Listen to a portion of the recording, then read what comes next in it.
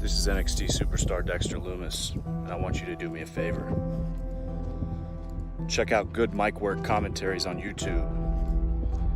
Listen to the podcast, subscribe.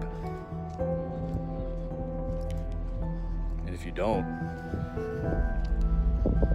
we're gonna have a problem.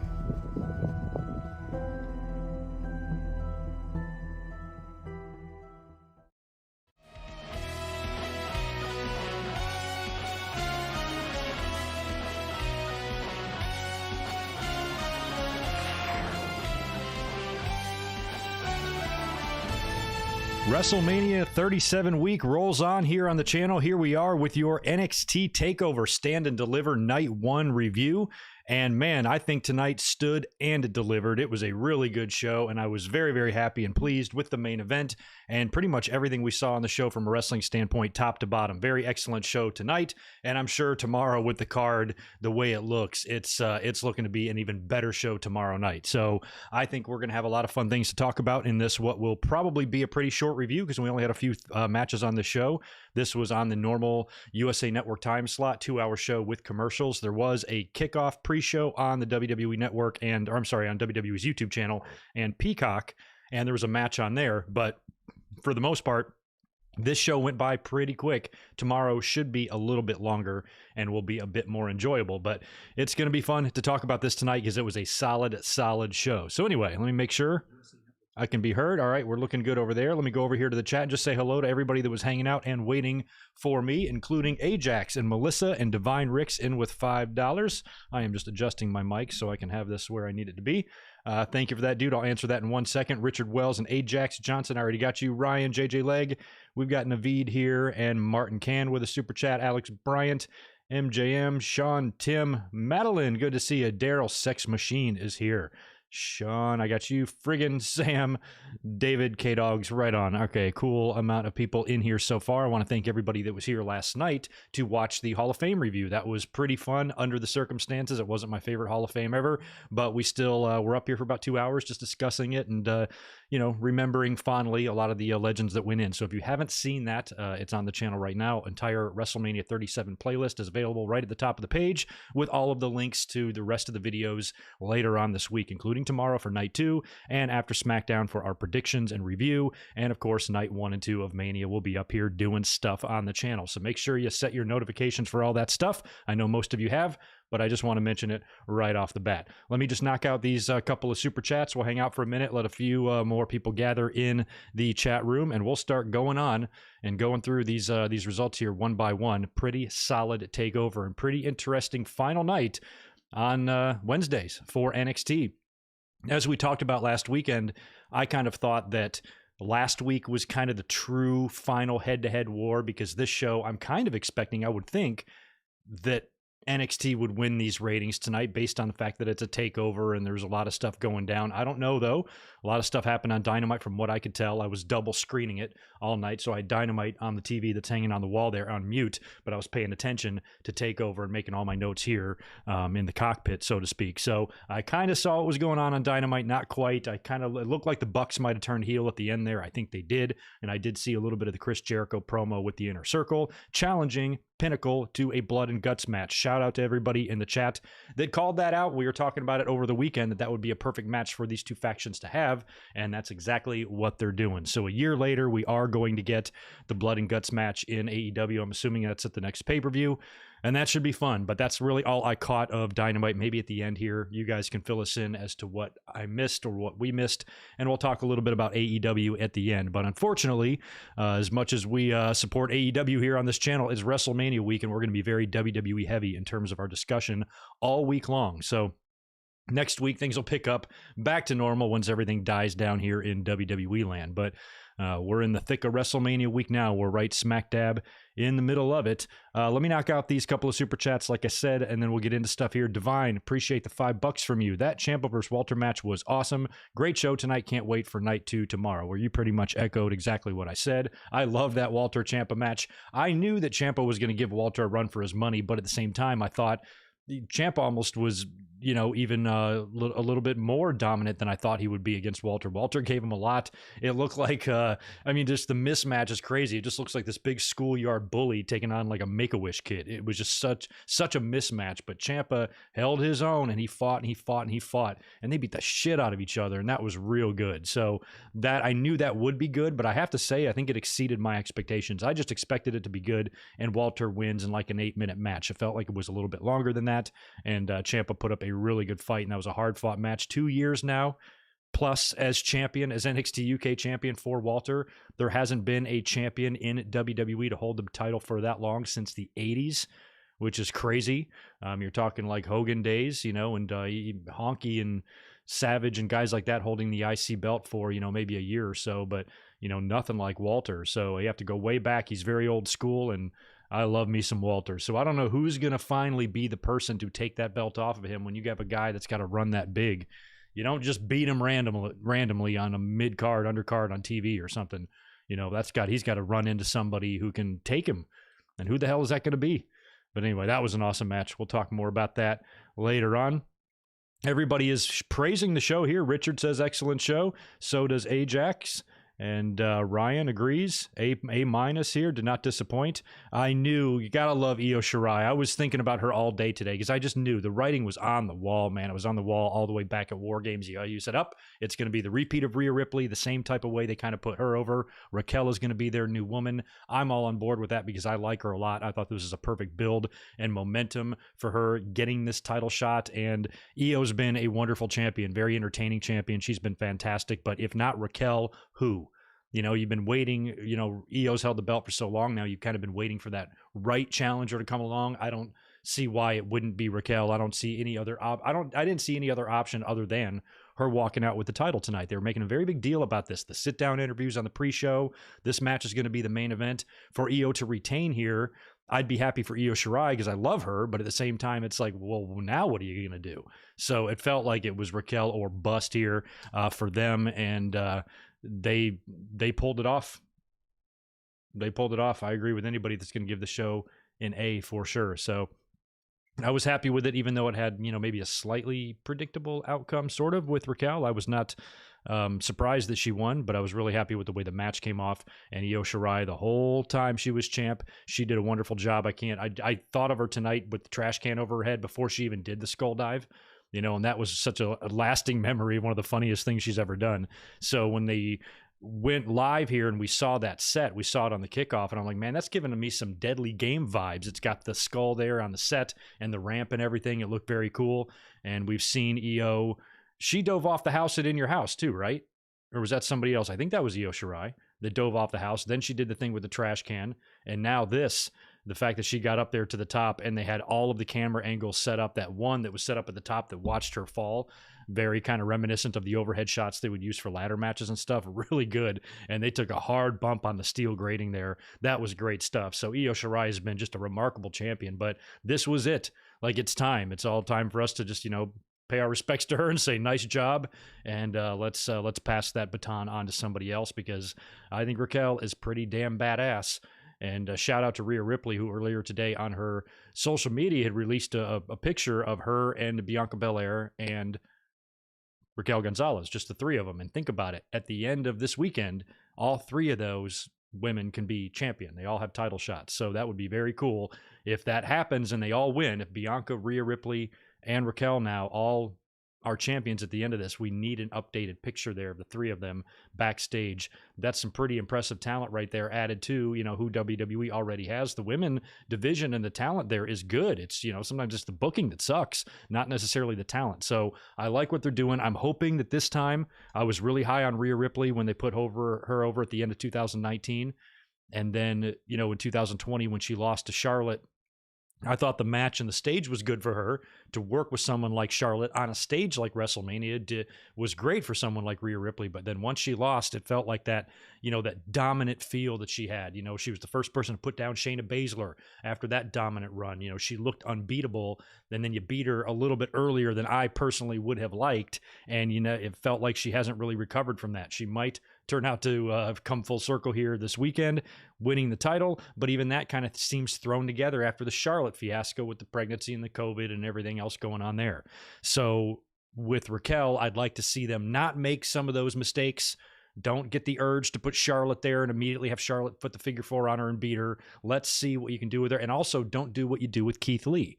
Don't do to Raquel what you did with Keith Lee, because he had a similar type of momentum that Raquel Gonzalez did, and he built himself all the way up until that match as North American champion against Adam Cole, another guy who had a long run, dominant run as NXT champion. He puts him down, wins, double champion. He seems unbeatable, unstoppable. Then they decide they want to bring him up to the main roster, so they have Karrion Kross beat him really early on into his run, and he's not even on fucking TV right now. So with Raquel, I want them to avoid some of the mistakes they made with Rhea Ripley and Keith Lee and some of these others, and just keep her down there and let her just kick some ass for a while. Not too long, because what's going to happen is the same thing that happened with Shayna Baszler. I remember at the end there when Shayna was beaten like Bianca in matches, everybody was so mad. Oh, so she's burying everybody. So once fans get tired of you, then your wins turn into burial. So you have to be careful there not to cross that line if you're WWE or NXT. But I still think let Raquel run with the NXT title there for a bit. Not a year or anything, but just let her be fucking dominant and have her run, and just don't pull the trigger too quickly on moving her to the main roster or doing something like that with her. Let her build, you let her become the female Walter. What's wrong with that? Let her kick ass. So I'm just pulling hard for Raquel, and I'm pulling hard that WWE doesn't ruin her, because I'm nervous, man. I'm nervous. And I'm talking main roster ruin. She'll be fine in NXT, but when the day comes that she now needs to potentially work WrestleMania matches and stuff, I just don't want to see her forgotten about, thrown in eight-person tag matches on pay-per-views and stuff. Like, give her shit to do, you know? Martin Can, appreciate the 5 from you. Hey, Greg, hope you're well, buddy. What a great first night. A solid grade A from me. Bring on night 2. I hear you, man. I echo those statements for sure. Night 2 tomorrow is going to be awesome. I've been looking forward more to night 2 than night 1, just because it's on Peacock. We don't have to deal with commercials and shit like that. Plus, the bigger matches are tomorrow. Cross and Balor, and of course, Cole and what's his face O'Reilly is going to be nuts. But here, man, all the matches here tonight came through. It felt like, I think these matches exceeded my expectations. Part of me in my head just wasn't sure, you know, how good tonight was going to be, but I was really happy with pretty much everything we saw from top to bottom. And you guys are going to have to fill me in as we go here in terms of Dynamite. How did Dynamite measure up to tonight's NXT? Like I said, I had it on mute. I kind of eyeballed it, but I really didn't have much of a clue what was going on, except for the, couple of big angles there. So if you think that show was better than NXT tonight, let me know in the chat and let me know why. We'll see if people agree. I'm sure that'll go well. Who's next? Deshaun Robinson, appreciate 2 from you, dude. Did you see the Mania stage pics I sent you? Yes, I did. You tweeted me those earlier on. Oh man, I never tweeted the link to that. Whoops, I'll tweet that now. Yeah, I did see those. It looks like it's coming together. Does look like maybe the ramp is a bit smaller, but you can almost kind of tell what they're going for here and the vibe. I think it's going to look really good. It's going to be almost like just a smaller version, but still in a stadium, and they're gonna figure out a way to make it look real good. Trust me, I trust their production more than anyone else. Wish I trusted their booking as much as I trusted their production. That would be nice, huh? But anyway, that's kind of some thoughts in a nutshell there on the show. We'll go ahead and get into the results match by match here. But first off, cheers to everybody in NXT. Fantastic show. I loved it tonight. No Broken Skull IPA. I'm going to save those for tomorrow. And I'm just going to casually sip on this Stella because I've taken the week off to hang out and chat wrestling with you guys. So I'm drinking. But cheers to everybody out there. And thanks for being here again tonight. We are 3 nights deep into 8 in a row here on the channel. We'll be up here tomorrow for night 2. We'll be up here tomorrow, Friday after SmackDown for a review there, the Andre Battle Royal and the tag title match and that sort of thing. And we'll predict the entire 2-night card of WrestleMania. Then we're going to live react to night 1 of WrestleMania. We're going to watch the first show in front of fans, like a real show in front of fans at a different venue together, and watch that together. That should be fun. And then on night 2, I'll be up after the show to do a full review, and we'll probably touch on and elaborate more on what we saw on night 1 as well. So night 2 will be a really long, fun night of streaming after WrestleMania. So lots of stuff going on. Make sure you set your reminders. The links to all these videos are on the channel, so go check it out. I'll shut up and get into TakeOver. Hey, thanks, Larry Houston, for that $5. Been watching since 2016. Keep it up. I'm trying to keep it up, man. And thanks for being here and appreciate the super chat. All right, let me get my my bearings straight, get my notes pulled up here, and we'll start rocking and rolling on TakeOver. We'll start with the pre-show. I like that they had Mickie James on the call for this, letting her sit in on commentary a little bit. I think she did pretty good. It was her and Vic Joseph as the two-person booth for the pre-show match, which was Toni Storm and Zoe Stark. Now, Zoe Stark has just been impressing the hell out of all of us and just charming the pants off of everybody with her very few TV appearances so far. Her matches are good, and she seems legit, and she seems really seasoned already for someone, that's just gotten to the PC and stuff. So she's good. They seem to be, recognizing that as well. And what I thought might be just another one of the same good, hard-fought effort matches by Zoe Stark, where she ultimately comes up on the short end of the stick, turns in to kind of an upset. She pins Toni Storm with an inside cradle. I'm glad they gave her that victory because she has been really good and she's been turning a lot of heads. So good for her. There was some speculation after Toni Storm taking this defeat that maybe she could be heading to the main roster. I could really see that happening based on just kind of her look and her gimmick. She kind of has that feel to her. I would love to see her on SmackDown. I think maybe more than Raw. Raw, I think, is already going to have some people there that she's worked with before. Where SmackDown, you got Bayley there. Bayley and Toni, I think, could be some pretty fun matches. Also against Sasha Banks. And I think that might be just a more fun place for Toni Storm to be. But since, they had her lose here, maybe they do a rematch and Zoe Stark beats her one more time a little bit more decisively and then Toni goes up. I don't know. But you got to think after WrestleMania, we're going to have some call-ups from NXT. I don't want to see a lot. I certainly don't think the answer to any of WWE's problems is more talent because they can't manage the talent they have. So I think the problem is really in the creative and the booking and, the logic of what goes into their storytelling. Those are the big issues with WWE, not the talent, but you are going to get some call-ups. Toni Storm, I think, is a good candidate to be one of those call-ups. If you guys have other ideas, throw them at us. Let's hear what you have to say about who could be coming up after WrestleMania. We might see some of these on the very first Raw after WrestleMania or SmackDown. And of course, the first NXT Tuesday could be pretty interesting as well. In addition to the match that we got on the pre-show, I was only kind of eyeballing the pre-show. I wasn't really watching it, but we did get sit-down interviews with Io Shirai and Raquel Gonzalez, really hyping up their match. You could tell this had a feel to it. This would have felt just the way they were building this up and how they got here. This being the main event, it just everything just pointed. I'm like, how is Raquel not going to win this? I even asked that on Twitter. I'm like, how does she not win? And people were like, well, Dakota Kai could screw her. And I'm like, yeah, but why? Dakota's still kind of on her team. I think the jealousy issue that will rear its ugly head with those two should probably happen after Raquel becomes champion and Dakota's jealous of all the attention. That makes more sense for Raquel than Dakota just stopping her and turning on her. Either way, they can feud, yes, but Dakota will be an excellent first challenger for Raquel Gonzalez as champion if Dakota does, in fact, get that jealousy thing. It's very similar. They've gotten the comparisons to Shawn and Diesel a lot. The same thing could happen here with Dakota, being a little bit jealous of the success that's come so quickly for Raquel that Dakota's worked so hard to get. So that could be very logical there in terms of like a first opponent for Raquel. And like I said, let's keep that belt on Raquel. Let's have Raquel lose that title in front of an audience. At least keep it on her that long until there's a little bit more of a normal feel and we've got some live crowds. Late summer, early fall, something like that. That's what I'd pick. And then after that, call her up if you must. But I'd be perfectly fine with her just down there whooping ass because I like me some Gonzales. So anyway, that's pretty much all we saw on the pre-show. Main card now, they had Nita Strauss was back. She's done a lot of these takeovers. She was did a guitar riff to the national anthem, so they went through that first.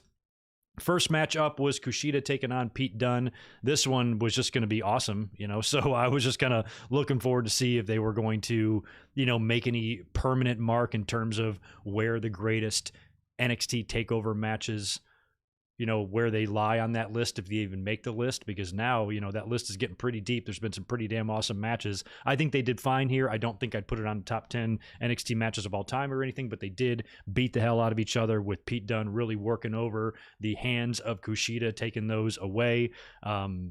hit his finisher or hit the bitter end for the win, and just awesome wrestling there for the most part. So I didn't have any really issue with that, other than I wish it would have gone like 5 minutes longer. It was just really good stuff. So Pete Dunne was who I had picked there, but I really like some Kushida. I would like to see. I kind of thought he might win the North American title at one point, but now he just seems to be on the card to have awesome matches whenever called upon to do so.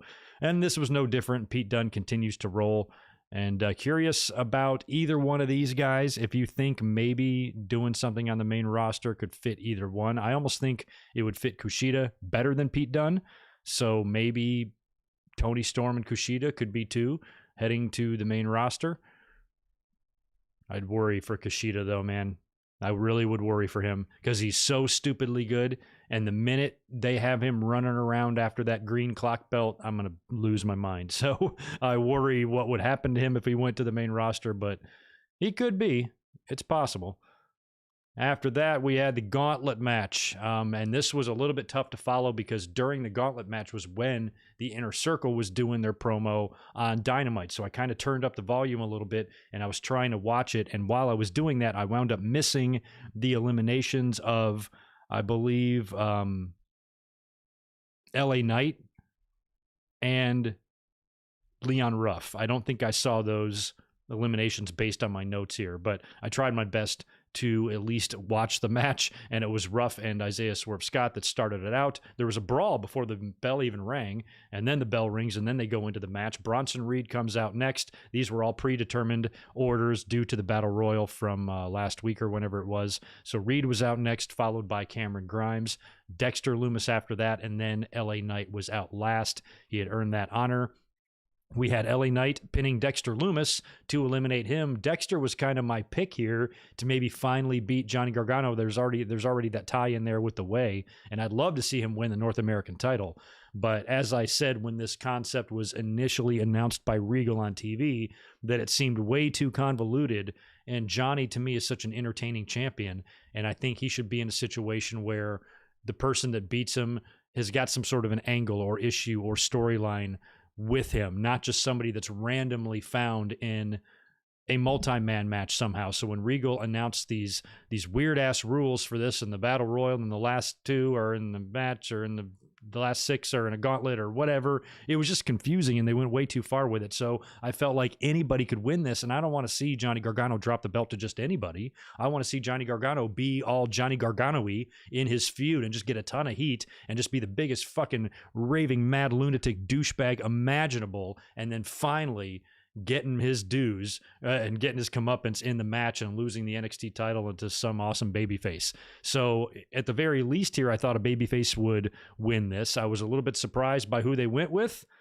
Turned out to be Bronson Reed. And I said I missed some eliminations here. I do know that Isaiah Scott pinned Cameron Grimes, and Scott and Bronson were the final two. And Bronson Reed hit his amazing, which is for a guy his size, his amazing top rope splash, which I love. And I'm not against Bronson Reed winning the North American title. This size difference that we're going to get tomorrow in that match against Johnny Gargano is ridiculous. It's even worse than Walter and Tommaso Ciampa that we would see next. So how is Johnny going to escape with his title? I think there's going to have to be some serious interference from the way. Austin's going to have to do something. Somebody's going to have to do something to help Johnny escape with his life. Otherwise, Bronson's going to destroy him. So I'm curious. We've seen a little bit of momentum for Bronson Reed lately, and maybe this could be it for him, and he could win the title, or he is just a good, solid, quality opponent for Gargano to survive against and brag about or whatever. So as much as I like him, for right now, I'm kind of going to be rooting for Gargano tomorrow, only because I love the way, and they're hilarious. And I think Johnny with the belt makes him even that much more obnoxious and adds to the whole thing. So I'm not really ready to see him drop it here yet, especially to an opponent that was just randomly determined in a couple of matches. I'd rather it be someone he's feuding with or has at least a history with or something like that, and there's at least an angle between the two that leads to a blow off for the title on a takeover. You know what I mean? I'd rather see it that way, but I'd rather see a lot of things that they don't do. So who the fuck am I to say anything? Bronson Reed could be your new North American title holder come tomorrow. We'll see. We'll see what happens. Let me cruise back over here to the chat before we get to the next match, which was Walter and Tommaso Ciampa. Yikes. I heard that. Ryan, there's rumor going around that Bea Priestley is heading to WWE. Brie and Tony are like sisters. Put them together as a team. Well, WWE seems like they are actually trying to build a women's tag team division, and they have now actual teams formulated on the main roster. They have some of them on NXT as well, so why not put them together? Maybe in time. I don't think she'd come right in the door and immediately form a team with her. They'd probably feud or something first. And who knows when they'd even cross paths, especially if Tony's on the main roster and B is not. We'll see. Possibly, though. Pete Dunne and Brock. I don't know how good that match would be. Brock would kill him. And the Raquel is boring comments have awoken Twitter. Fuck them. Io Shirai is another name we should talk about. I mean, she did have a hell of a run as NXT Women's Champion. I can't really see her regaining that title at this point. So what's the point of really keeping her on the NXT roster either? We could see her go to the main roster, and she'd be a wonderful addition to either brand. I don't even know where I'd prefer her at this point. I'd probably almost prefer her on SmackDown too. I don't know why, but we've seen her in matches with Ripley, but it would create an opportunity for her and Asuka. But man, I'd feel like they'd ruin it. Like even when Shayna got there, you know, her and Becky were put together and then Becky beat her, but I thought they did it in a way to where it didn't totally bury Shayna, and maybe she could still retain that reputation of being, you know, a badass chick. And this eventual showdown with Asuka down the road, the two most dominant women's champions in NXT history. Really, when you think about it, I don't think there's really been any other two in terms of the length of run and how they were really just beating everybody, mowing through the competition. That's a match that should have been set up to be bigger, but they've completely ruined Shayna. She lost like 8 singles matches in a row or some shit on TV. It's ridiculous. So I worry that Io Shirai, WWE won't understand the beauty that they have there in Io Shirai, and a potential, you know, match or series of matches with Asuka or something for the title could be so fun. But I don't know what they do. Even though the Asuka match would be great, I think there'd be more fun opponents for her on SmackDown for some reason. Because Bayley and Sasha are there. Bayley and Sasha are awesome. So we'll have to see. Chris, good to see you, man. Appreciate the $2 from you. Stand and Deliver, or the devil, he may take you. I loved Stand and Deliver tonight. All the way. Oh, good. There was not. I thought I was more backed up than that on the super chats. Yeah, I don't know where Velveteen Dream is. I think WWE has found themselves in a situation where they probably should have let this dude go. I think a lot of what was going on there and the accusations, the evidence was pretty overwhelming. None of this, you know, fucking prove it shit. I kind of think it was. But at the same time, they're trying to, you know, rehabilitate him, or at least, you know, sweep this under the rug as best as possible and keep him on the back burner. It's like they don't want to lose this great talent that's so young. They've already invested in a lot in, and they're hoping that he can redeem himself here because he is so young and there is a long-term investment in play here. This guy could, you know, pay dividends in the future. Maybe they just can't bring themselves to let him go, but at the same time, you know, he's been bitched down to janitor detail at the PC, and he's just going to be really not featured right now until they feel comfortable putting him back out there. But I don't know if anybody's going to really let them forget about that. I don't know, but I think WWE is just biding their time with him. We haven't heard any official release. I'm sure if he was released, we would hear about it. So I don't know if we'll see him again or when, but maybe not for a bit.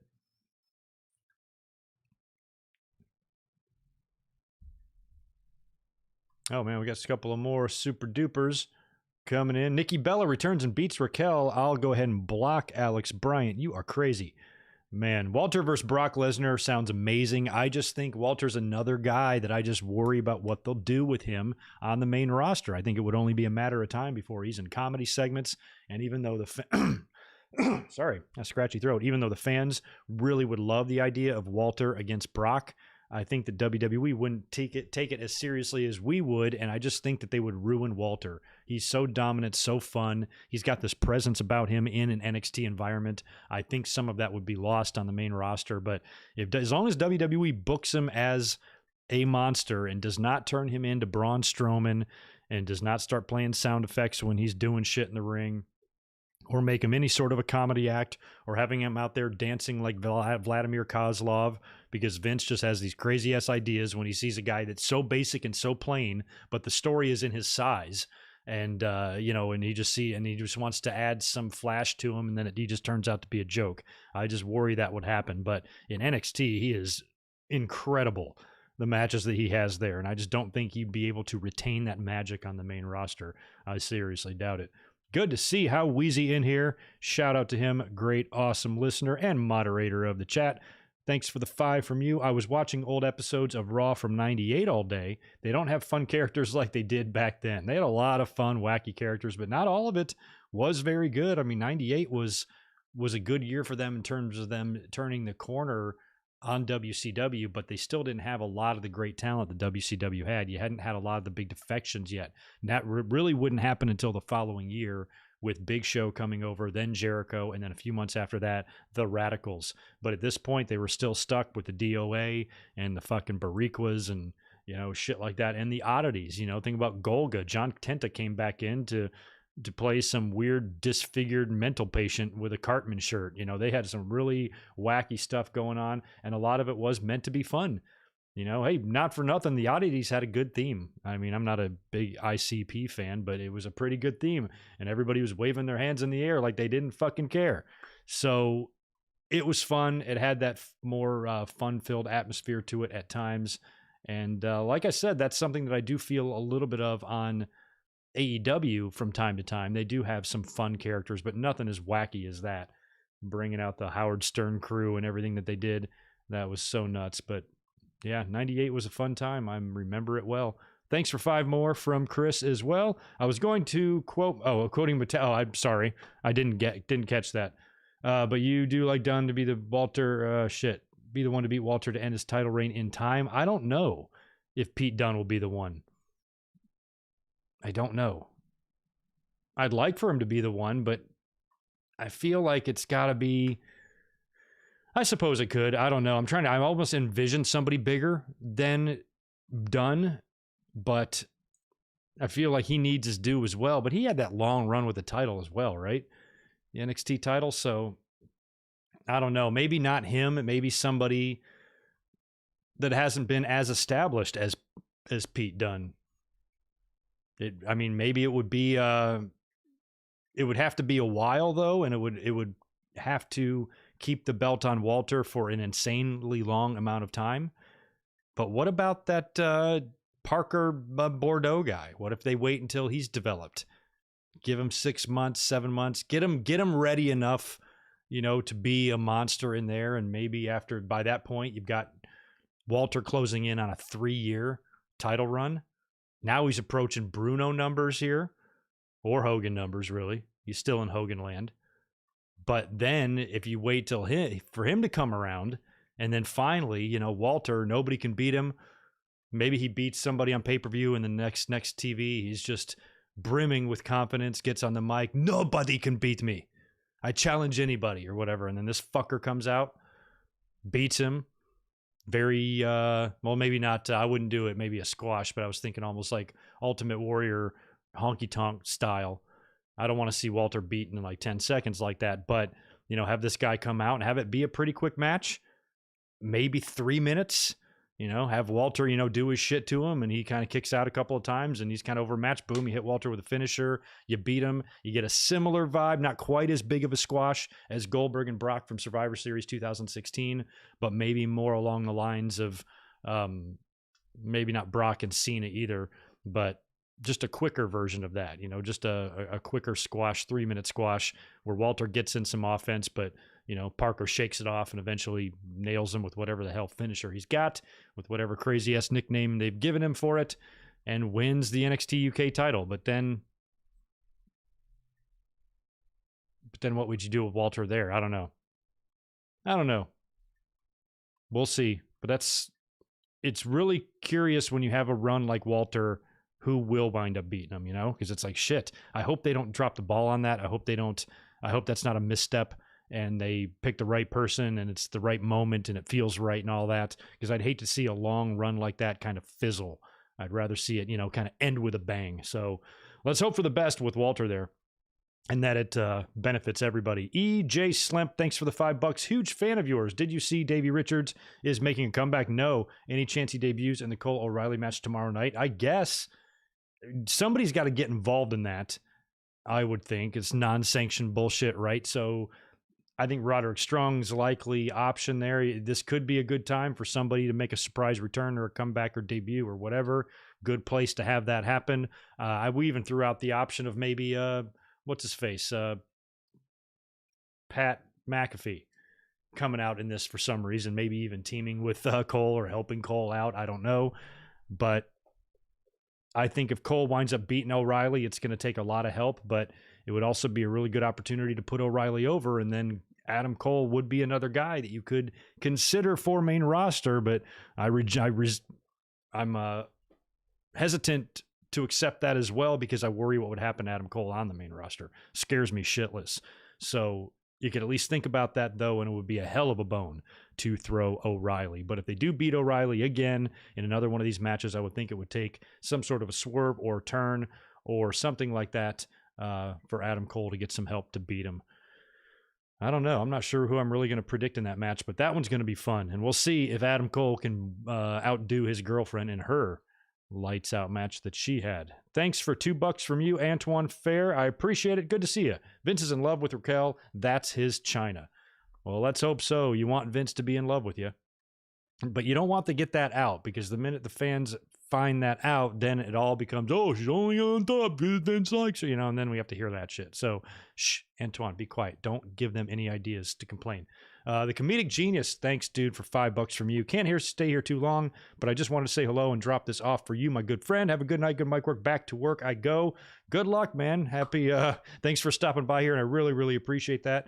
And good luck wrapping up your night at work. I'm sure we will see you again throughout the week, because I'm up here all the time. Ridge Holland is another one. I don't know what the status of his injury is, but if I remember correctly, he blew out both his knees, right? So he's probably a ways off, but he'd be another guy, the way he was brought on the scene like that. Somebody like him, I'd have to think it would have to be some like beefy guy is the one to finally take down Walter. I can't see some smaller Pete Dunne or Ciampa-like technician taking him down. I think he's got to, like, this big beast has got to run into another beast that's just a little bit stronger and catches him off guard. So we will see. Anyway, where'd we leave off on the Gauntlet match, right? And Bronson Reed winning that. So that brings up Walter, who we've been talking about, and Tommaso Ciampa yet. I loved this match because this was going to be just a really fun, good test for Walter, because Ciampa can get nuts when he wants to. But the size differential here was not making me think that Ciampa had that much of a chance here. I thought he would put up a good fight, and he would use his experience and how dirty he can be to really find ways around that disadvantage in the size and the strength. But I didn't think he would go as far as he did and take Walter to the limit that he did. It was really good. So Walter, of course, opens up and goes to work on the chopping. So he's chopping the dog shit out of Ciampa early on. But Ciampa does a really smart thing here. He attacks and targets the hands of Walter. Primarily, I think it was his right one. When he goes for a big punch, Ciampa moves and Walter just hits the announce table and injures his wrist. And Ciampa targets that the whole time, which really is going to diminish the effect of the chops. So really smart strategy there by Tommaso Ciampa. And he puts up a really good fight and has Walter on the ropes several times, hitting all of his signature moves on Walter to multiple near falls and kickouts. Crazy stuff. Top rope air raid crash. Jesus. That one took my breath away. I think that was the tweet that I sent out. Just Jesus. I couldn't even react to it. And I'm like, okay, nobody died there. That's good.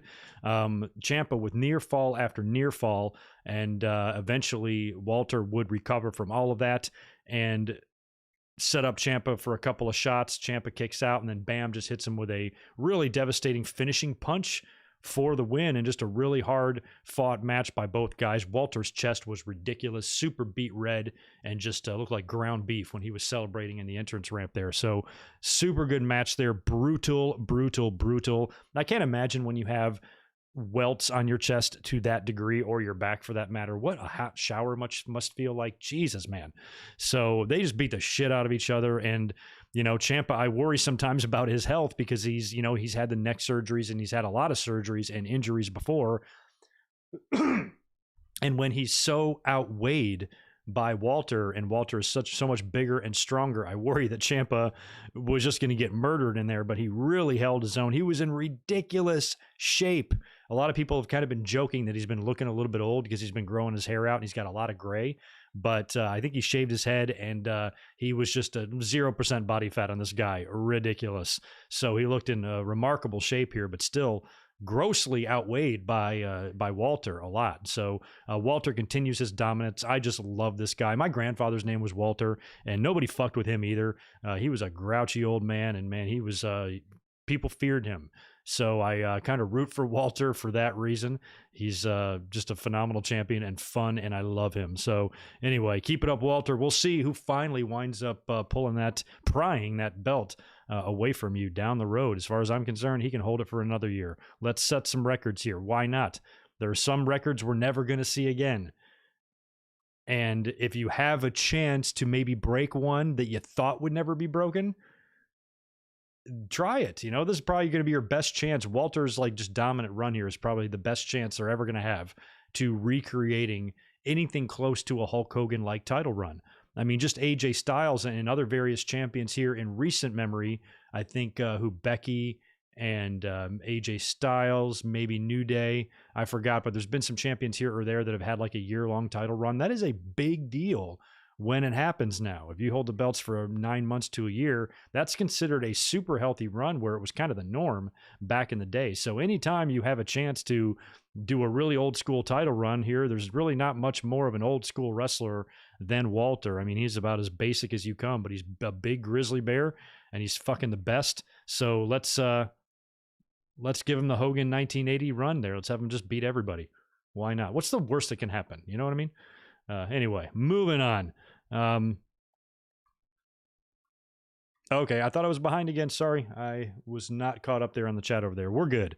We're good over there. Anyway, moving on to the tag team triple threat match next to determine the new NXT champion, NXT tag team champions. These belts were vacated due to injury, so this is going to be a triple threat with the top contenders announced by Regal a few weeks back. MSK versus the Grizzled Young Veterans versus Legado del Fantasma. I love the drop down microphone during the title matches. I just love that whole setup, and I really like the ring announcer. I think she does a really good job. But that old school Capital Wrestling, drop down mic, that's fucking old school, man. I love it. It's the only thing I've got. The old school fan in me really likes that they named the facility that, and they have a couple of callbacks to the extreme good old days way back in the day. Absolutely love that presentation for title matches. This was awesome as well. I was a little bit worried. Excuse me. I was a little bit worried when it started, because I worried that they were running short on time. And I do know that NXT does have overruns these days with the main events and stuff, but I was worried they would not have enough time, because I wanted these three teams to be given enough time as well. And I'm like, man, I really want Io Shirai and Raquel to get a good 15 minutes in there. So I was worried we would run out. I don't know why I was so worried about that. They had the shit timed perfectly. This match was really good. Also lived up to expectations, maybe even exceeded it a little bit. Cool little story in the match with Wesley getting his hand crushed in the turnbuckle by the Grizzleds, and that really limited his ability. But before that, they were doing all sorts of crazy shit earlier on in the match until it really turned up. And then I love the spot where you had MSK both in holds. So you got the Grizzleds have got both guys in a hold. I think it's Wesley who's actually in a submission, and Carter's more in a headlock or whatever, but they're kind of both in the middle of the ring, and Wesley is going to tap out, but Carter is just close enough to kind of catch his hand before it hits the mat. So that's kind of cool. A tag team partner stopping his other tag team member from tapping out, saving the match until finally Legado ends up breaking up that whole nonsense. So that was a very cool spot and very close call there. Could have been the end of MSK. I think most fans were predicting them to win out of these three teams, but I still wasn't sure. I thought it might be the Grizzleds, the way they've been being built up, and I like those guys a lot. So super close near fall on Wesley by Legado del Fantasma. After that, the Grizzleds hit a tope, basically a tope doomsday device off the stage onto the floor onto Wild. So he goes down, and then on the other side of the ring, you have MSK taking out Mendoza. So that leaves basically the two finalists of the Dusty Cup face-to-face in the ring together, with Legado del Fantasma being taken out, and they're in there. They begin brawling, and this is kind of it. They're setting up here for the big finish. You get a double cutter by Carter, and then followed into MSK's finisher for the win. And that was it. New tag team champions, MSK. Really good match, really fun match. And I think the right team won there. They seem to really be playing up their story on TV and their history and the tributes to their fathers and shit like that. So this, I guess, was the right call. I never like it when title belts are vacated and you have to crown two random champions. But this is an exciting team, and having the belts around the waist of a team like that, I think, is great for NXT, because you're always going to get great quality, fun, high-flying, flippy shit tag team matches out of MSK, and now in pretty much every title match they're going to have from now on. So they were doing a really good job, I think, of matching up maybe on the other side of AEW with their exciting tag team division. Really, really good teams here. Really good match. And in the end, MSK is your new champs. Very happy there for them. Emotional too at the end. You know, they seem to really live that moment. I was happy for the both of them. Most people were. So a lot of praise that match got on social media, at least I saw after it happened. And I'm happy. Oh, I think it's really cool. Why are there two mics? I don't remember why there are two. Maybe just for better audio, more rounded out audio. I don't know. It's old school. The old MSG mics were just one. But I don't know. I don't know how audio works. You guys help me. Why that would be it. I don't know.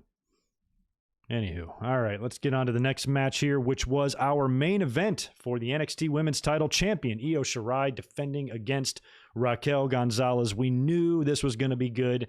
They gave a lot of build to these women. Raquel has been chasing Io Shirai for a while. I love the spots they were doing on TV leading up to this with Io Shirai, you know, kind of going after Raquel, and Raquel kind of swatting her off every time. But Io kept fighting, would not give up, would not back down.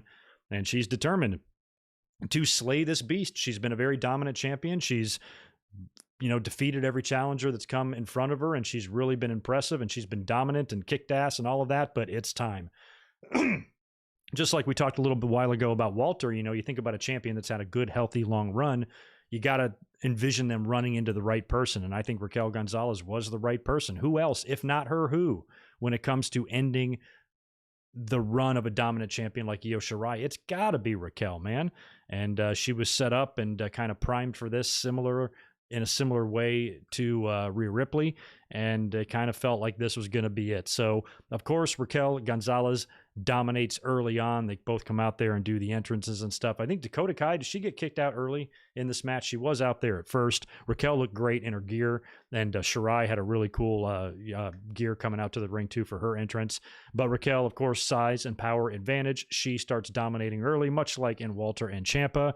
And Io Shirai, just like the theme in this entire thing, she survives all of this and starts fighting back. There was a couple of really good spots in a row, 3 in a row, boom, boom, boom, by Io, delivered to Raquel Gonzalez. The first one was a really sick-looking 619, which Raquel took right in the mush, sold it like $1 million, and then a really good, hard, stiff drop kick to Raquel by Io. Raquel goes down, and then Io hits her with a pretty good-looking destroyer for someone her size as well. So that little sequence there I thought was really good. She locks a crossface, crippler crossface on Raquel Gonzalez at one point to a really close tap out there. She hits her big top rope Io Shirai moonsault onto the stage, onto Raquel. So Io, of course, is all over this. At this point now, they're on the stage. They brawl to the entranceway there where they have that big skull. And that's when Io climbs up to the top of that thing. She dives off, lands on Raquel perfectly. They stumble, kind of crumple down onto the grating.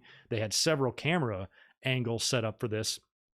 And the best one was kind of the overhead shot from like the back of the skull, showing Io dive off and landing on Raquel. That looked so good. So they really took advantage of Io this is kind of, you know, vintage Io Shirai at this point. And it's kind of shades of when she did the dive with the trash can on her head. So that was really cool. That was the spot of the match. She then ends up getting Raquel in the ring, hits her moonsault finisher on Raquel.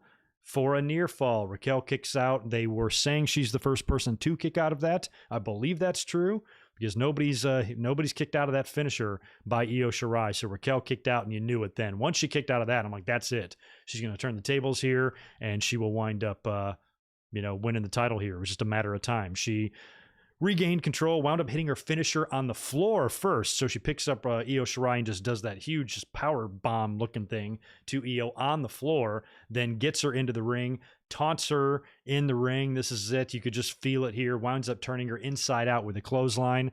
Picks her up one more time. Boom, hits her finisher right in the center of the ring. 1, 2, 3. Pins Io Shirai completely clean in the middle, pretty definitively. Huge, huge victory for Raquel. She is now at least launched in the women's division, and we got a major player on her hands here. I thought she handled the stage well. I thought the match was good. She was impressive. I think she did everything right, and I think she's going to be a fun champion to watch. And she's just vastly improved, man. She's got the size and she's got the ability. She's got everything. I really like Raquel Gonzalez. Let's just hope that she has a good career and WWE builds himself a star here. This is the beginning. She's now NXT champion. We'll see what she can do. Congrats to Io Shirai on a hell of a run, but you did the right thing here for sure, passing the baton to this one because she's kind of got star written all over her. I was happy with that. I was pretty much happy with the outcome of all of the matches. I did not do a predictions. I meant to last night at the end of the Hall of Fame, completely forgot, and I didn't really put much thought into who I think was going to win these matches anyway. If I did the predictions, the only one I think I probably would have gotten wrong was the Gauntlet. Everything else I pretty much expected. MSK, I definitely would have predicted them, although I would have definitely given thought to the Grizzleds. Definitely knew Raquel, or I felt like Raquel was going to win. And, of course, Walter, I didn't feel like him dropping the title there was really appropriate. And Kushida and Dunne, yeah, probably would have picked Dunne as well. But the Gauntlet match, I had more of a Dexter Lumis pegged for that. I was kind of rooting for him because at least that would continue all the craziness that's going on, but I guess that was kind of already put to bed. But I like Dexter. I want him to win the title. We'll see what happens tomorrow with Bronson Reed and Johnny G. But anyway, overall, in a nutshell, night one, fantastic show. We talked about it last weekend that I think TakeOver arguably kind of looks a little bit better than WrestleMania just based on, some of these matches and the builds to some of these and the new champions we're going to see. So night one definitely delivered, and I think tomorrow's going to be really good. I'm ready for that Cole and O'Reilly match, and we'll see. What do y'all think? Yay on Cross or nay on Cross? Does he win the title tomorrow, or do they keep rolling with Finn Balor? And if Cross does win the title, what does Balor do? Do we see him come back to the main roster? Any chance we see the Demon? A lot of people have been talking about that. I kind of wasn't envisioning that to happen, but we could see it happen. It'd be two very interesting entrances if we got Karrion Kross and the Demon tomorrow. But I don't know. Cross has been pretty damn dominant. I was assuming when he first got hurt that when he came back, they just pick up right where they left off with him. But Balor has been pretty damn impressive as champion, and I like him as champion. And now I'm not so sure that's what I want. I like Cross, but I don't know. I like Balor too. So I'm a little bit on the fence in terms of who I want to win tomorrow, which is good because that way I can't really be disappointed. I'm going to be pretty much all right with whatever option they go with there. But you let me know. Is he taking the title or not? A lot of people are saying, yes, he will. Cross is winning. Okay.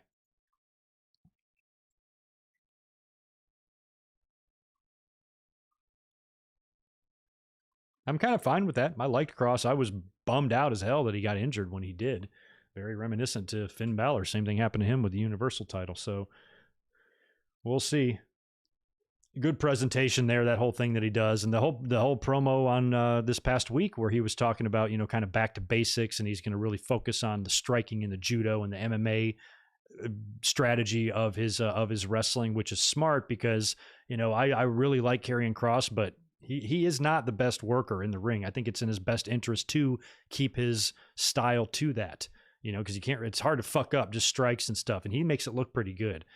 So where he lacks in other ways, I think he can, just kind of take that direction there and just be a little bit more deliberate. And I think it can work for him because he definitely has the look and he's got the feel and he has a presence to him, like he's unstoppable and badass and all that. So, and I was really all about him when he beat Keith Lee. I was like, oh, this guy's fucking money, man. But injuries slow you down sometimes. And now I've had a chance to really enjoy Balor as champion. And I'm not so sure now if I want to go back to that or not.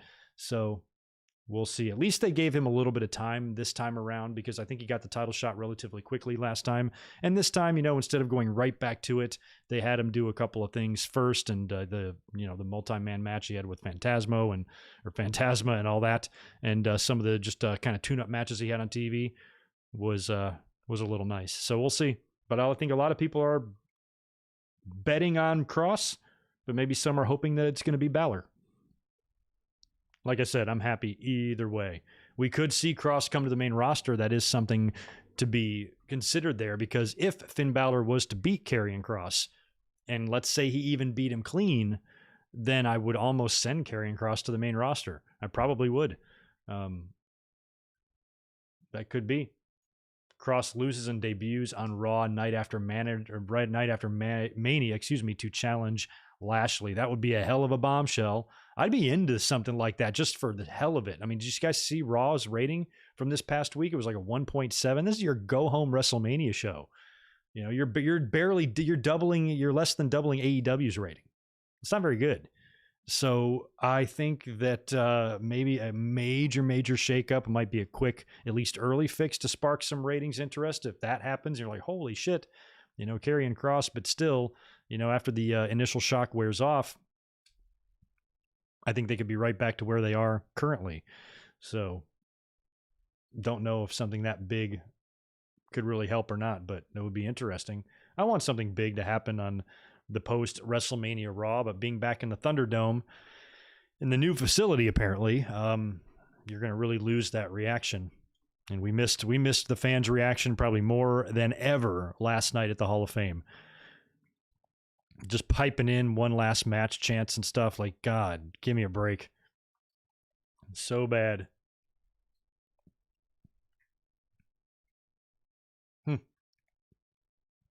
Raw needs a refresh, needs major change.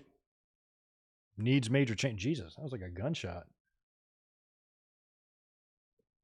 All right, hopefully nobody's going to be shooting no drive-bys around here. That was really loud. But I think even though they need this major refresh and they need new changes, do you think they will? No, they won't. Daze, quick question on another topic. Has Peacock censored DX doing the Nation of Domination spoof in which they dressed up them? They did, I think. I think they took that out, obviously. So that's another one of the... somebody's probably got a list somewhere of all of the casualties, of all the edits and stuff. The updated ones. Hopefully there's somewhere we can go to keep track of those, and that'll help out to know that ahead of time for watch-alongs, which we are going to get back to doing real soon on the channel right after WrestleMania. We'll knock out a couple of these on some Sundays. Appreciate 5 more from you, Divine Rick. Say, Greg, Raquel reminds me so much of China. Who do you think would be her first challenger? I would say probably Dakota if she turns right away, or maybe Raquel has a challenger first and then Dakota after that. So the immediate challenger for Raquel is going to have to be somebody who is a quality opponent but is not going to beat her for the title. It's just going to be the first person she beats. So that accolade could go to anybody. They could even do maybe Toni Storm if they wanted to do that match before they send Toni up to the main roster. I don't know. But maybe some better babyface, because Tony's kind of a heel, right? So we'll see. Yeah, Shotzi or Ember would be a good idea as well, since they've already had some history there with the tag titles, and or a returning Tegan Nox. That's true. Yeah, Raquel facing either one of those two, especially Ember Moon, who was already, kind of had a history and stuff and has already found success. That would be a good quality opponent for Raquel to beat.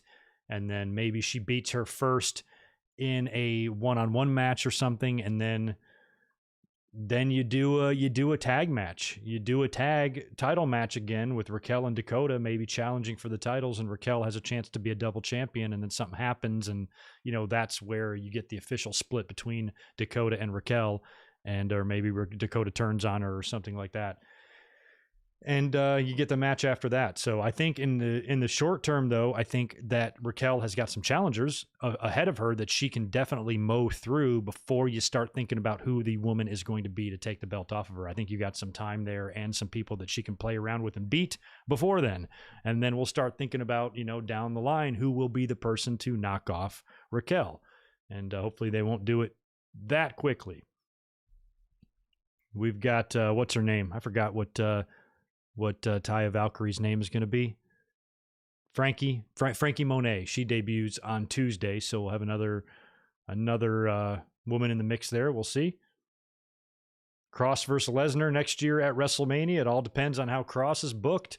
I think Cross, we talked about that when he first came in. I was like, if WWE ever wants to find somebody, nobody's ever going to be able to replicate Brock or recreate the legitimacy that Brock had. But I think you have potentials for coming close to that with certain characters, provided you capitalize on it. And Cross is one of those guys.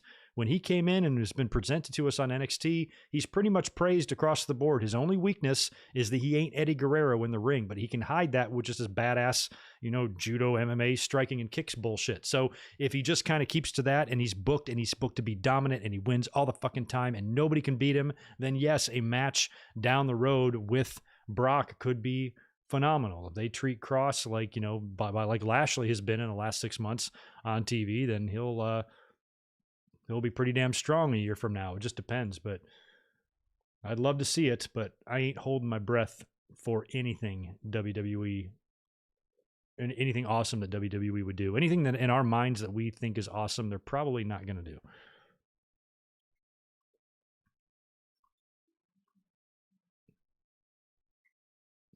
Yeah, her and China have some similarities in terms of size. Like, they're very just big, strong women. Their ring attire is a little similar, in terms of how they dress. But I think Raquel is better in the ring a little bit than China was, because China came in at a different time. She did train to wrestle, but if China would have been if Joni Laura, when she came in, if 1997 Joni would have been stuck in 2020's PC, I think she would be every bit as good, if not better, than Raquel as well. So there are different time periods there in terms of, when they came in and what they do and stuff. Raquel is lucky enough to be here during a very, very vibrant women's division, and women's wrestling is now important for the first time, and God knows when, in pro wrestling, which way back in 97, it was virtually non-existent. They weren't even in the ring yet. I don't even think they had created that women's title until like 98, right? So it was just a different time. But China, with the right training and the different career path, her and Raquel could have made quite the fucking matchup.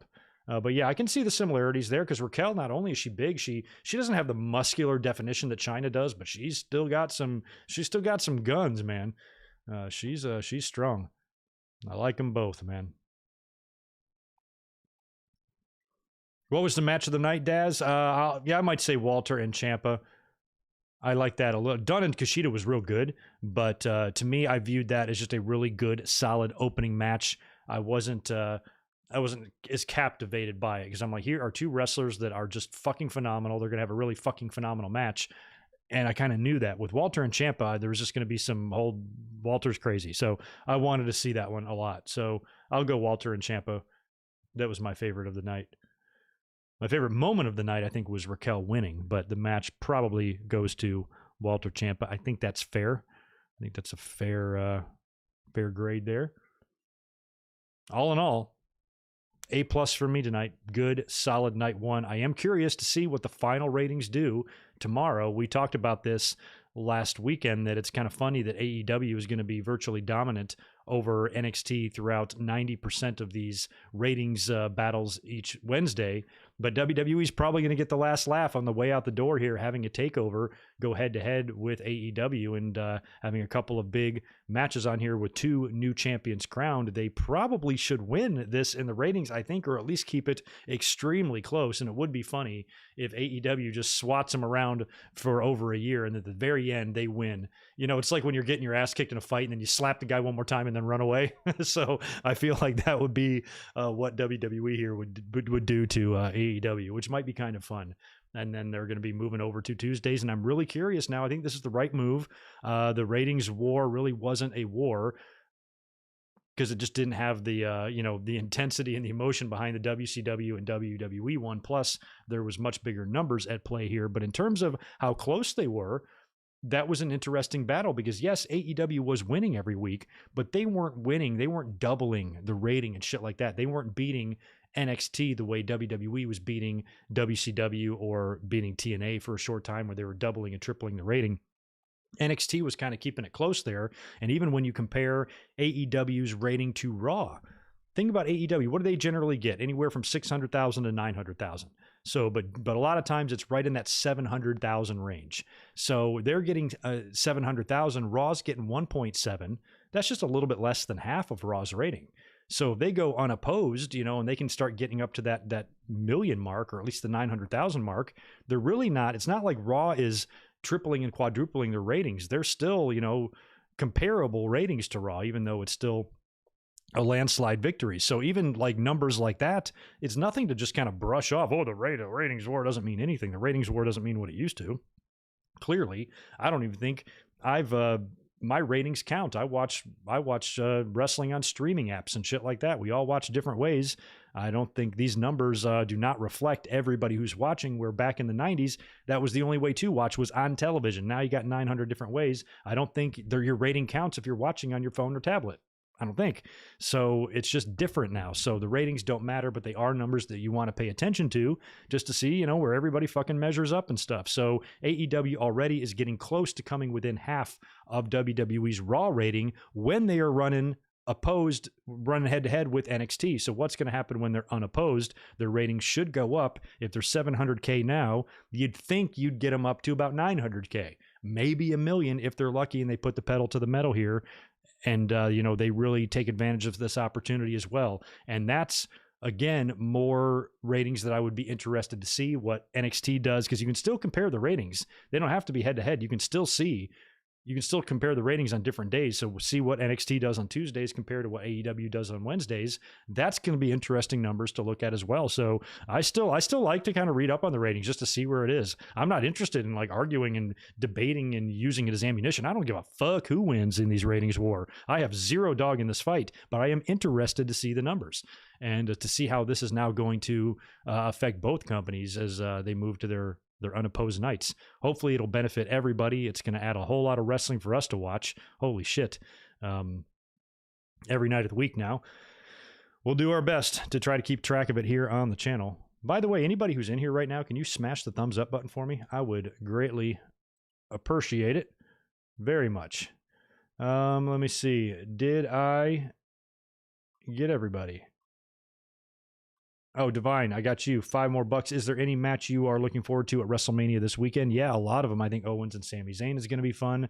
I'm interested to see what happens in the Universal title main event. I want to see if Edge is going to have that moment 10 years after his retirement, or if they're going to swerve us and put it on Bryan, or if Roman's can continue to do his tribal chief run and he puts both of these guys down and he closes out WrestleMania demanding that everybody in attendance acknowledges him as the tribal chief. And as he's standing there in the ring, basking in his glory, and nobody can beat him, and he's at the top of the mountain, and Brock's music hits, Brock Lesnar comes down, confronts him face to face, and holy shit. Something like that would be fun. But I think the card is as bad as the build was. There's so many good matches booked. I'm interested in Bianca and Sasha. I can't wait to see Ripley and Asuka. Those are all going to be good. The Fiend and Randy Orton should be fun. And the title matches. I'm worried for Bobby Lashley, a little bit with Drew. I don't know what's going to happen there. There should be some sort of a big moment, though, or big surprise. That's why we kind of threw out the idea of maybe Chris Jericho showing his face at WrestleMania, or maybe being in a Ding Dong Hello segment with Bayley, even though that's extremely unlikely.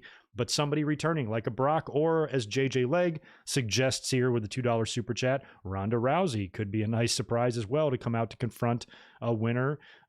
Charlotte could still appear. John Cena could still technically appear. But as of right now, we don't really have any sort of major surprise or anything that we're sniffing out. Even when the Hardy Boys returned at WrestleMania 33, we were talking about it. It was floated out there. It wasn't a complete shock. There was talk of them showing up at WrestleMania, and people did have a feeling that would happen. But even when it did, it still got like the loudest pop ever. So we need a moment like that. We need a moment like Piper showing up right in the middle of the Hogan and Vince match out of nowhere. We need something like that at WrestleMania. I hope we get it because right now I'm not seeing very, very much opportunity for any sort of big surprise. Deshaun Robinson, thank you for 5 more from you as well, dude. Appreciate that. If Balor loses, he's going to Raw. If Cross loses, he's going to SmackDown because of their lack of heavy hitters. Cross versus Roman, Daniel Bryan, Cesaro, Owens, and Edge. If Balor loses, he's going to Raw. Okay, so you're placing Balor on Raw, Cross on SmackDown. Yeah, I suppose. I'm fine with that. I could actually be cool with it the other way too. Balor on SmackDown sounds kind of fun, but he might be better off on Raw. I'd be into that. I think, yeah, either guy. I feel like one of them could get called up. You might be right, man. We'll see.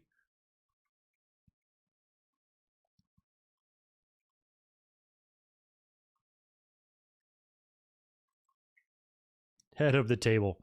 I'd love for him to pull some shit at WrestleMania where he's demanding to be acknowledged and then somebody comes out. That would be awesome.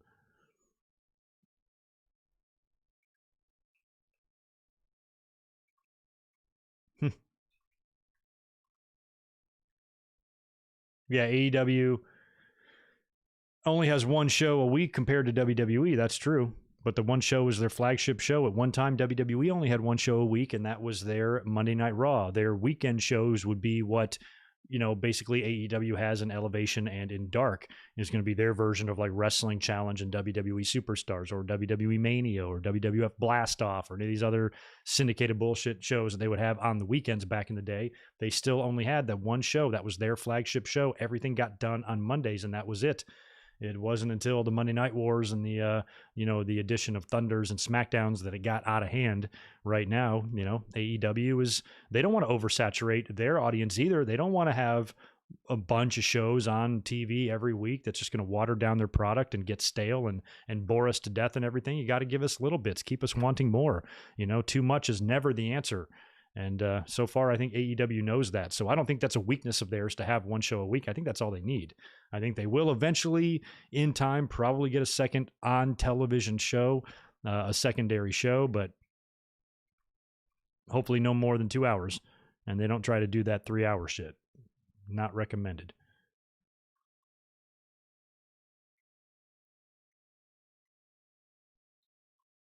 Joy to everybody in the chat, especially Greg from the Seventh Heaven.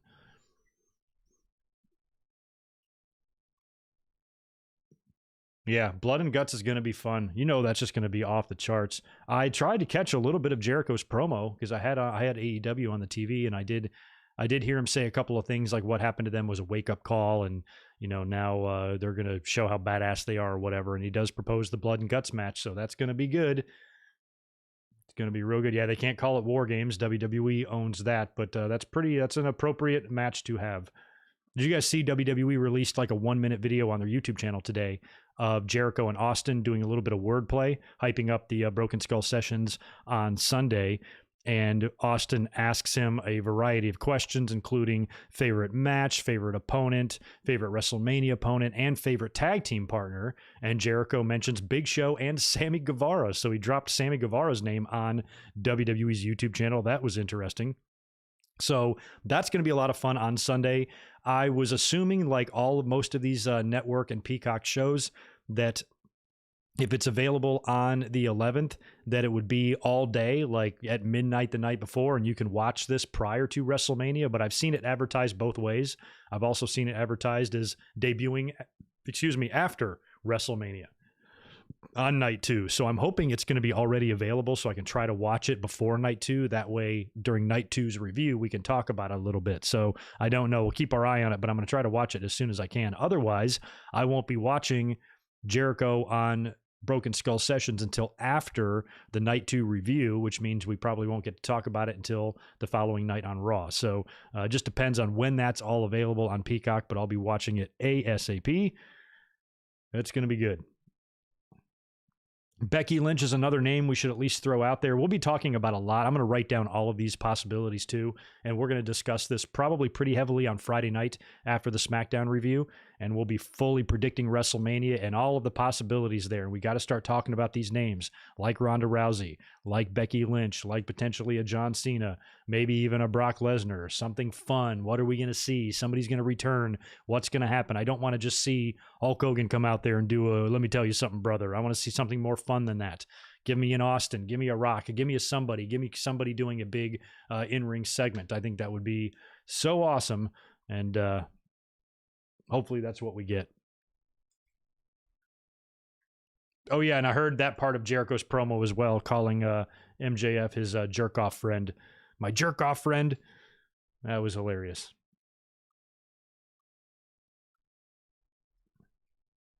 Oh, man, now that I can see, I realize it is too dark. I didn't have my right lights on in the background. It's a little darker than where I want it to be. Shit, I just noticed that. I ought to fix that earlier had I known. I'm about to be signing off now. We're going to be wrapping up things here in just a couple of minutes. I'll see if we have any more discussion or any questions in the chat to discuss. And then I'll be getting out of here, and we'll be back here again tomorrow night for night 2. It's going to be just as fun. I'm ready for that.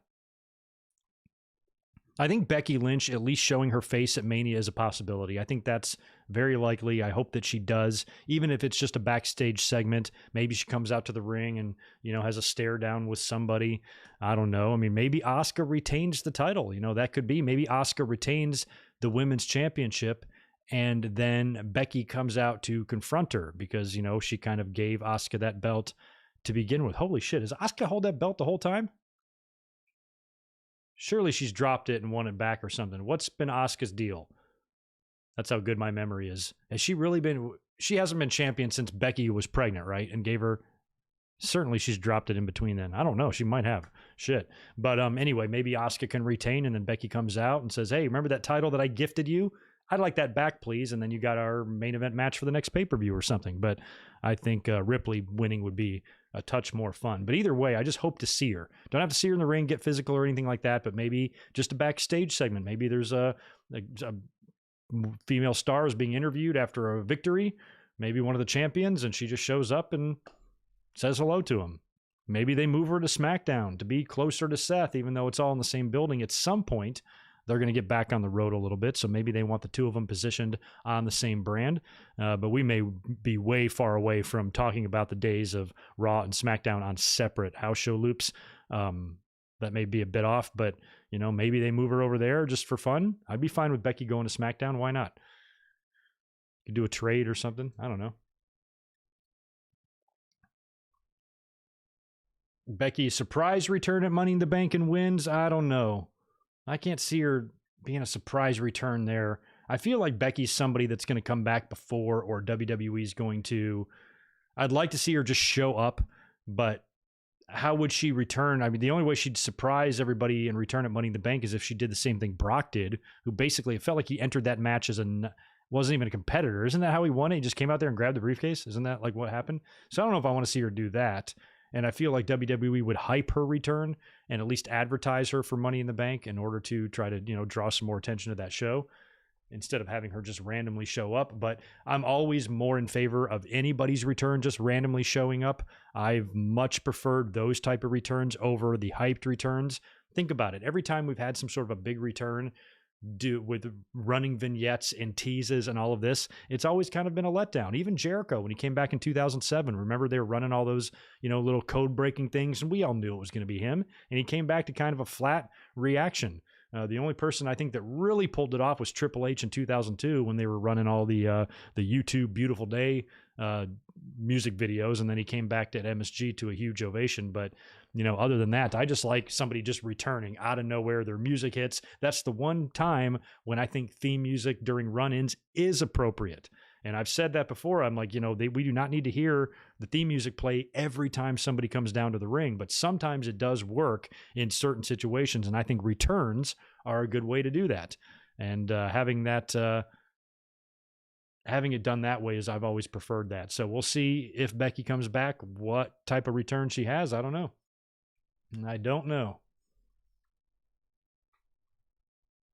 We might get a draft. I don't know. Usually these things have come after WrestleMania. I don't know if they'll come this year or not. Didn't they just do one? I feel like they're just kind of doing drafts whenever they feel like it now, not necessarily during a certain time of the year. But I feel like a shakeup is going to have to come. I think we're going to get a small injection of a few NXT stars into the Raw and SmackDown brand, and I think they should use that opportunity to do some sort of a swap.